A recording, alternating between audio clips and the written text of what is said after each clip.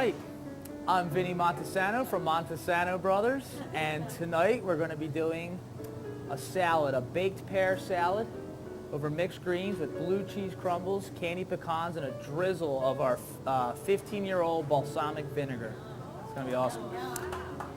All right, now keeping with Italian rule, if you will, the way the Europeans do it, they always eat the salad after the main course. We here in America, as we do everything, we do it ass backwards. My little personal theory is that we eat the salad before the main course because we are impatient Americans and we have to go to a restaurant, we have to start eating right away. So to keep the customers shut up while they're doing their thing, they stuff a salad in their face. That's my own personal theory. But the real science behind it, the reason why the Europeans, first of all, who are in no rush to eat a meal, they can just sit there and enjoy the conversation and, you know, and just relax, drink their wine. But the reason they do it, the science behind it, is because the greens help you to actually digest the main meal that you just ate. So it actually makes sense to eat your meal and then to have the salad afterwards. When we were growing up at my grandma Montesano's house, I never even thought twice about it. It was like we would eat, and then after dinner, a little bit more bread and butter would come out to the table, and then the salad came out. Just a tossed salad. Like, we never had in our refrigerator like the Kraft ranch or this or that. My kids don't even like cream-based dressings. They really, really like just a simple vinaigrette of whether it's like olive oil and vinegar. They love this, and it was such a mistake to bring it home, this 15-year-old balsamic vinegar. Like, my son Joey's like, yo, Dad, I can't even bring home regular balsamic now. My son Joey's like, come on, I'm not eating that. And they really like just a little simple vinaigrette of olive oil, salt and pepper. You toss in a little squeeze of like fresh lemon or lime. That's their absolute favorite. So this next course is real simple. I got a little pear here, just a little Bosque pear, okay? And what we did was just half these guys, okay? I took the little piece off the end. Do I cook with the sticker? Do they need to be ripe? Actually, it's a good question. It was, do they have to be ripe? When I told Priscilla, my wife, to go out to the store, I'm like such a pain in the butt chef. I'm like, I need pears. They can't be too ripe, but they can't be too hard. I'm giving her like all these things. She's like, do I just gotta go get pears? I'm like, just go get pears. But these guys, for what we're doing right now, you're almost better off. This is what I told her. I said, if you're guessing, go for like the firmer or the less ripe, because we are gonna bake this guy. If this is something you were like right now, this pear that I have right now, it probably wouldn't be very enjoyable just to eat as is or with like some cheese. It's a little bit too firm still. It's not ripe enough. But for our application, it turned out just perfect. I just kind of, with a knife, you probably have those cool little tools from Williams and Sonoma that scoop this stuff out. I don't have any of those cool tools. Well, I just use this knife for everything. I eat my breakfast with this, brush my teeth with this. If I ever had an accident and something, God forbid, happened to my hands, I would want just a pair of tongs and a knife, just surgically inserted, and I would be absolutely fine. All right, we got this pear just like that, guys. I placed it into like a little baking dish with a lip. I took a little bit of brown sugar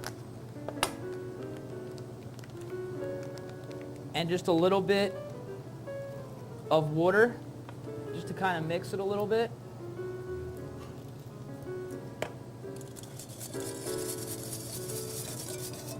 Poured it right on top. Okay, and I did, of course, a bunch of them. You can use a little bit more if you have to. I took a little bit of butter, just like this, right in the pan, and I threw it in a 350-degree oven, as always. I think I did baked whole pears last week, I think it was. Last week's cooking class? Was it 2 weeks ago? And they took about an hour. I kind of took the bottom off, stood them up. These guys, they were in half, and they took about half the time. It was like 25 minutes in an oven, okay? So I'll pop this in the oven, and through the magic of television, voila, there we go. 25 minutes later, okay? It's real nice. It just kind of gives a little bit. I cooked it, if you're trying to find out if it's done or not, do it just like you would do like a baked potato. Take a thin knife, put it in there. If it comes out like nice and easily, It's perfect. If it's still like not ready yet, it won't give the knife back to you. So that's what you're doing there. Okay, so we got our baked pear. Now, I just have a little bit of chopped romaine and iceberg. I'm going to do just a little drizzle of olive oil. This is that Frantoia stuff. We have it here. This is the stuff, if you ever watch the Food Network, that Molto Mario uses it. If you ever watch his show, it's always there. And of course, I never noticed it until we started carrying it. And then you start noticing things. Once you find out about something, you see it everywhere. So this is the stuff, and I started seeing them using it on the Iron Chef too. So it's good. It's like an everyday olive oil. It's really, really nice, but it's not too expensive. Okay, now remember, I don't have any vinegar or any lemon acid or anything in here. It's just olive oil and lettuce. We're going to hit this with a little bit of black pepper, a little bit of salt. Okay, and we're tossing that guy. It's going to go right to the plate, just like that. Now, we have these candied pecans that we get in from the DeBruno brothers. We make like a candied walnut here. As a matter of fact, I think we're out of them right now. But we have these candied pecans, and we have plenty of these. We're just going to kind of dress the salad a little bit with that. We got our already cooked pear. Now, this pear, again, if you wanted to, you could technically serve it on the salad warm, if you wanted to. Room temperature or cold. It's one of those things that can go all three ways. And we're just going to do like a little, I'm going to cut through it 3/4 of the way, make about 5 slots, just to give it that like fan effect there. You see that? Just like that. Then I have some beautiful blue cheese crumbles. Going to kind of top the whole salad with that.